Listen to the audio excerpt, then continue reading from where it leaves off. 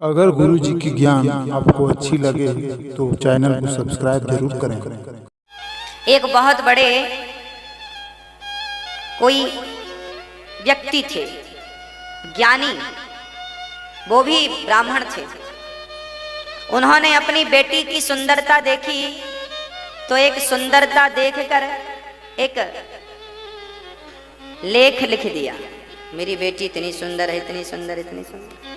जैसे ही वो अपनी बेटी की सुंदरता का निरूपण अपने एक ग्रंथ में कर रहे थे, तभी उनको कोढ़ का रोग हो गया। ब्राह्मणों को बुलाया, भाई हम तो देखो बेटी के ऊपर ये ग्रंथ तैयार कर रहे हैं, बेटी कितनी सुंदर है, लोग पढ़ेंगे, हमें कोढ़ क्यों हो गया। तब ब्राह्मणों ने कहा कि बाप थोड़ी बेटी की सुंदरता का वर्णन कर सकता है, अरे सुंदरता का वर्णन तो पति कर सकता है पत्नी की, मेरी पत्नी ऐसी सुंदर है। आप क्या तैयार कर रहे हैं ग्रंथ, आपको उसी पाप से रोग हो गया है, अब ठीक कैसे होगा। बोले सारे ब्राह्मणों को बिठाओ, इनके चरण धो और इनके चरण के धोए हुए जल से स्नान कर लो, अपने आप आपका रोग ठीक हो जाएगा। जब ब्राह्मणों के चरणों के धोने से स्नान किया तब उनका रोग ठीक हो गया।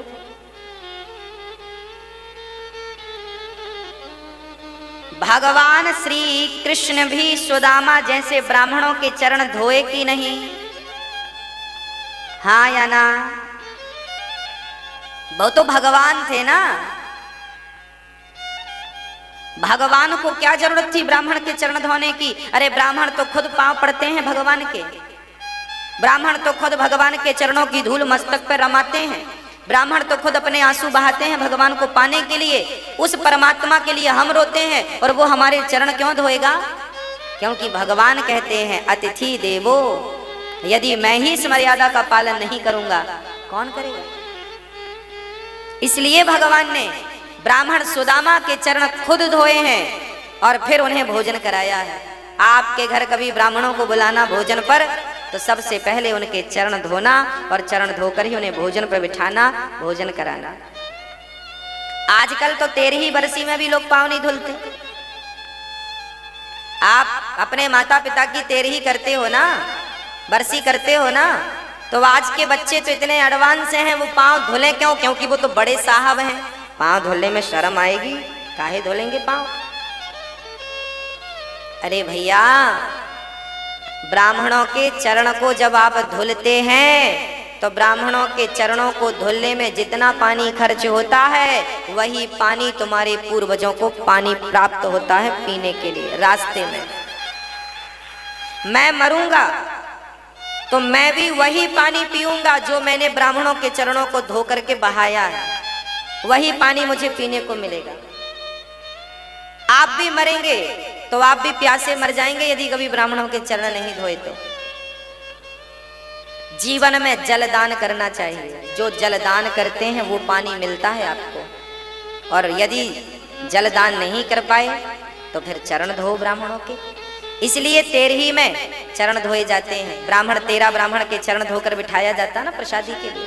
अब ये परंपराएं बंद हो गई हैं, लगभग सब मॉडल हो गए हैं, सब बड़े बन गए हैं, छोटा कोई बनना नहीं चाहता आजकल।